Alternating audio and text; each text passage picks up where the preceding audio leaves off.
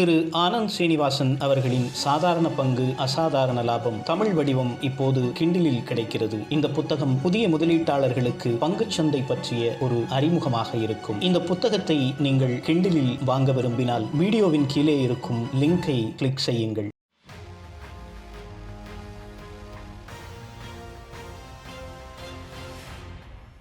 Good evening. What is today's common man's problem in India is rising prices. Cooking oil prices have doubled, and also prices of pulses have started to climb very fast. Small and medium sector is today complaining about rising commodity prices. They had given quotations for machineries and intermediate products many months ago. Today steel prices are climbing every month. In fact, I'm told last month it crossed 5,000 rupees a ton. That is, the prices increased by 5,000 rupees a ton.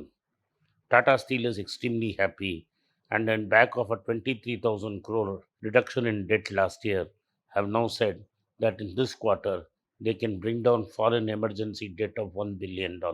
They simply have no requirement for money. Basically, Tata Steel is deleveraging like there is no tomorrow. General Steel Power, which was in serious trouble, is also benefiting and deleveraging very fast, and so is JSW Steel. Similarly, this trend was known about a year back when SR Steel was picked up by ArcelorMittal at almost 100% of loan. Similarly, Tata snapped up Bhushan Steel and Vedanta swallowed Electro Steel. Basically, the commodity prices were already picking up 2 years back. But the pandemic made things good for them. Even though demand collapsed, the excessive printing of money meant that dollars had to find some place to park themselves. So, dollars, after chasing stocks for some time, decided to chase commodities. Copper went at an all time high, and the people are still continuing to buy copper. Iron ore prices went through the roof. Some facilities in China could not manufacture steel, and this accentuated the pressure. China desperately tried to cut down commodity prices last year by clamping on steel, but it has not helped, and steel prices are climbing. It is not only steel prices, even crude oil prices have gone to an high never seen since 2018 and have comfortably crossed $70 a barrel.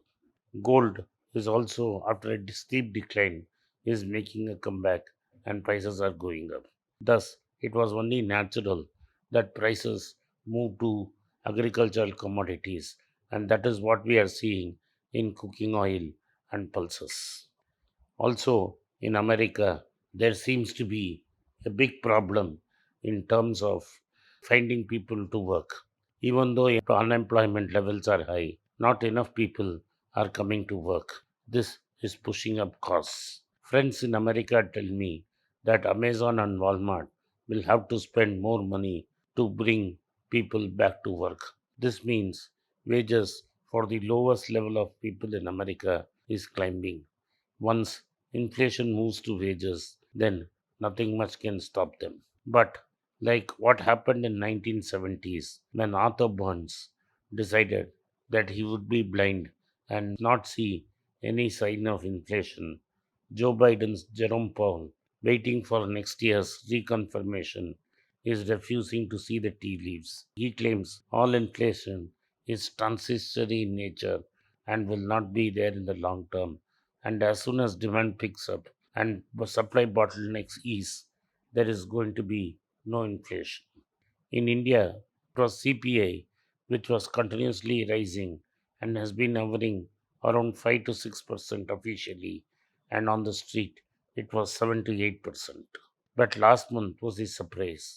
WPI, that is the wholesale price index, was very low compared to CPI, and all economists were pointing to that. Now, last month's reading in WPI really shocked us. It went up to 10.5%.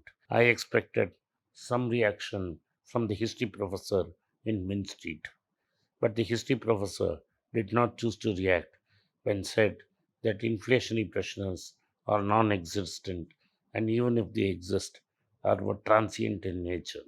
But the market would get spooked by the kind of inflationary pressure that it is seeing pushed up bond yields and wanted Mr. the history professor to announce how much he would buy in the government GSAP auction this year for it to dampen expectations. So Saktikant Dada announced that he would buy 1.25 lakh crores of government security with fresh notes against 1 lakh last year before rates started to cool. Today, the Business Standard is carrying more shocking news. Without any rhyme or reason, the base year, which is 2011-12, now Nirmala Sitharaman wants to shift the base year to 2018-19. And by a magic of statistics, if you change the base year, automatically inflation will come down. Voila, she has solved the inflation problem. Not only that, she has now decided to take a relook at the basket. She now decided there are a lot of unwanted items in the basket measuring the wholesale price index. These, unfortunately, are the worst offenders in terms of increasing prices. Now she says those offending articles have to go out, and new articles like brown bread and green tea, which the elite of elites only consume, have to be brought in instead, so that she can present to the world that she has tamed inflation. Because if you take out the items of mass consumption and bring in historic items which only the rich consume, you are going to produce no inflation. Sadly, like what Arthur Burns discovered many years later, about 3 4 years down the line, India will pay the price for such stupidity, because once like inflation catches up, John Maynard Keynes famously said there is going to be a ratchet effect. What ratchet effect says is basically once inflations become entrenched, even any heavy handed action by the central banker will not reduce inflation, because the manufacturer would prefer to close his shop and sit at home rather than reduce prices. Such measures are coming. Thank you for watching. Be rich. It's a great privilege and honor that so many of you in thousands have subscribed to my channel and have supported me. I have written 2 books in English: The Alchemy of Money and Ordinary Stocks, Extraordinary Profits. These books are published by us and are ready. If you want to procure a copy, send us a message to the WhatsApp number given below and my team would respond to you. If you want an Amazon Kindle copy, you can click the link below. Finally, those who wish to consult with me can send a mail to berichenglish@gmail.com. Once again, I thank you for your support. If you like this video, press the subscribe button of my channel, hit the like button and turn on the bell notification.